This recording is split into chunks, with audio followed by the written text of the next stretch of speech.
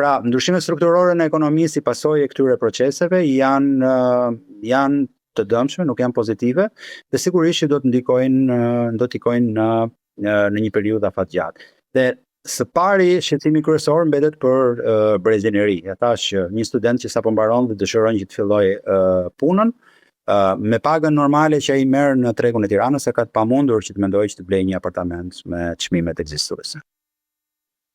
Nëse do të vazhdojnë goditjet e tjera të SPAK edhe mund të zbulojnë të tjera aksione apo dhe bllokime godinash që po janë proces, çfarë do të ndodh me ekonominë shqiptare në një afat të shkurtër? Do të kemi të bëjmë me kolaps apo me korrektim situatës?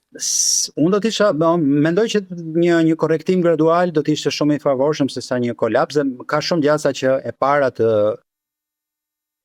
të ndodhi, pra të kemi një korrektim të asaj që ka ndodhur ose që është duke ndodhur, pasi nuk mendoj për shumë faktor të qarkullimit të parave, të mbështetjes që ne kemi në remitancat nga jashtë, të zhvillimit të shëndetshëm të pjesës tjetër të ekonomisë, e cila bazohet në sektor të turizmi për shembull, apo shërbimet të cilat kanë një rritje normale dhe të krijojnë një bazë të shëndetshme për vendin.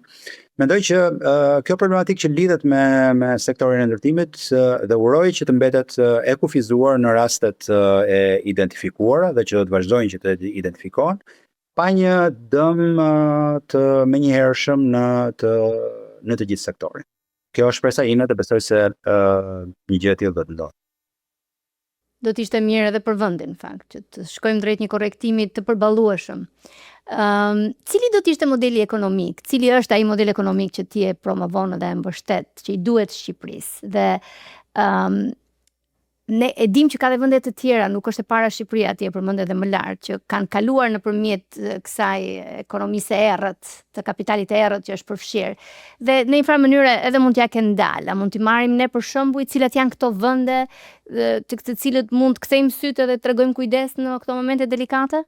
Po, sigurisht, përvoja ndërkombëtare tregojnë që kurdo që ka pasur raste të tilla, ka pasur zgjedhje të cilat i përshtaten edhe kontekstit të vendit. Ndaj unë do thoja që kopimi i modeleve ndoshta nuk mund të jetë më efikas i duri, por ajo që duhet është që njerëzit me mend duhet të ulen dhe të gjejnë ato të cilat do të ishte më me vlerë për rastin konkret të Shqipërisë, duke u bazuar në kontekstin tonë. Në rasti i Italisë, bie fjala tokat e sekuestruara nga antimafia në Itali u kthyen në toka publike dhe u përdorën në formë kooperativash. Në rastin e Estonisë, bie fjala ishte krejtësisht i kundërt. Në rastin e Estonisë, Estonia shkoi në ekstrem në digjitalizimin për të shmangur krejtësisht përdorimin e parave të pista në ekonominë e vendit. Për të parë intervistat e plota të Ilva Tare Talks, sigurohuni të bëni subscribe, abonohuni në kanalin e YouTube dhe qëndroni të përditësuar për episode të reja çdo javë.